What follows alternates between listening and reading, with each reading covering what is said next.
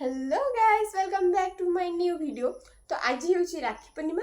तो hardly happy Rakshabandhan to all of my brother. तो समस्त को मोर राखी पूर्णिमार अनेक अनेक शुभेच्छा और अभिनंदन।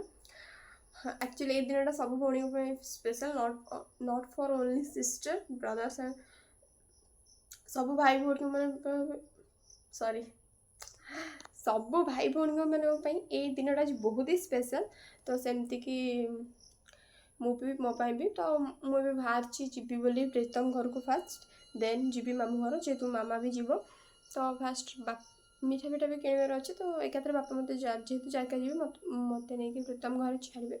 तो प्रीतम को मुझे राखी पिंधि लास्ट ईयर तो भिड़ी आसमें ब्लॉग देखिए। तो कौन कौन हो आज रक्षाबंधन में तो से सब ब्लॉग देखा मो मामू घर जी सोमन हाथ राखी भिड़ी एंड राधिकान भी अच्छी तो बहुत सारा मजा मस्ती हम जो आम 3 जन एकाठी हो।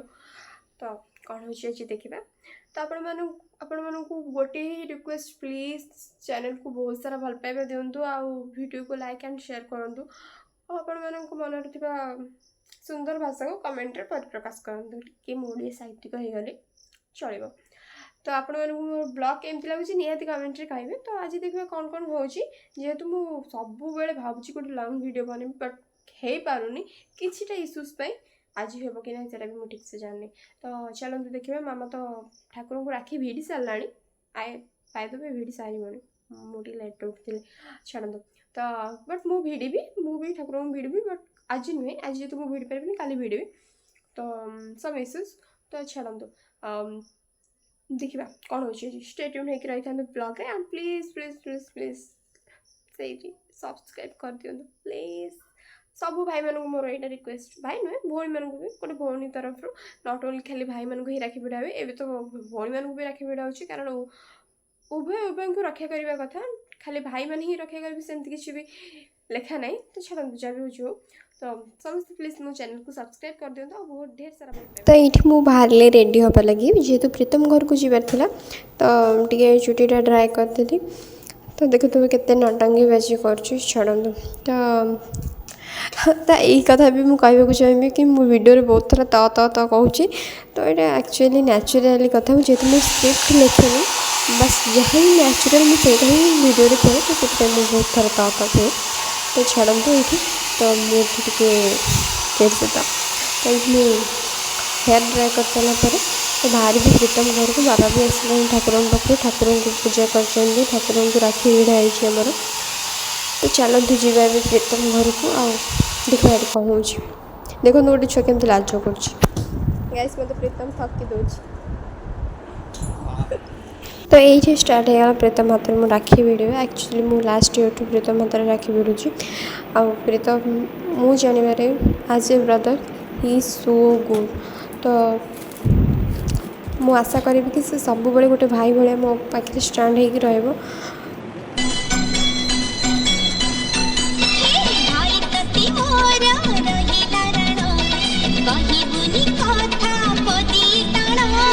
तो आखिरे के देबिनी मुलुह तो आखिरे के देबिनी मुलुह से बीतते सारा जीवन। तो मु प्रीतम घर आसिकी ड्रेस चेंज कर देती एक्चुअली ड्रेसटा मत बहुत ही लूज होता तो मुझे ड्रेस अनदर चेंज करदेली। तो ये देख पारे मो ड्रेस के देखा एक्चुअली मुझे पूरा बांधी बुंधी देती चुटी आउ जो गरम हो लिटराली बापरे।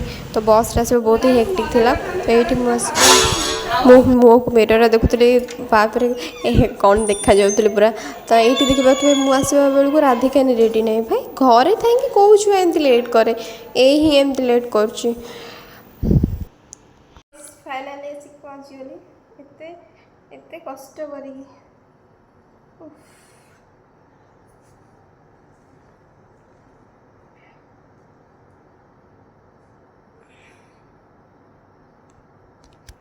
देखा आगे कौन चलते राखी भिड़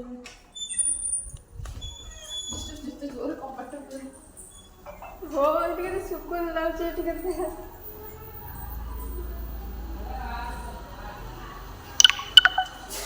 गाइस मत भोक है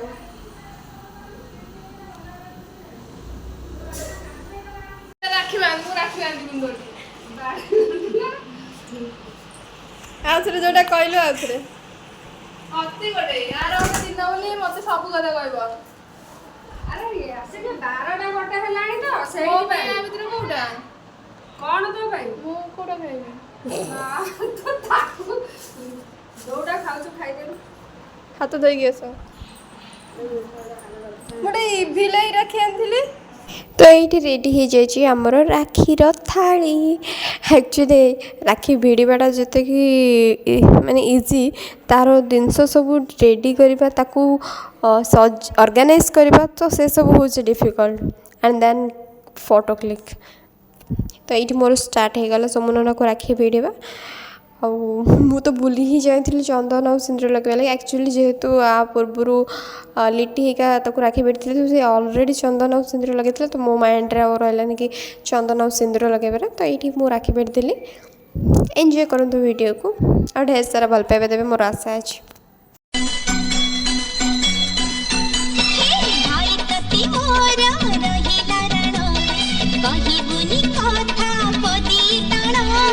तो आखिरे केबे देबिनी मुलुह, तो आखिरे केबे देबिनी मुलुह, हसेबी तोते सारा जीवन।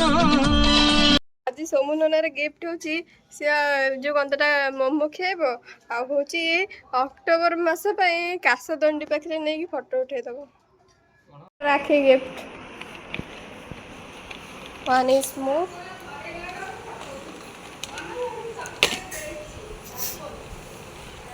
ଗୋଟେ ଫଟୋ ଉଠିଥାନ୍ତା।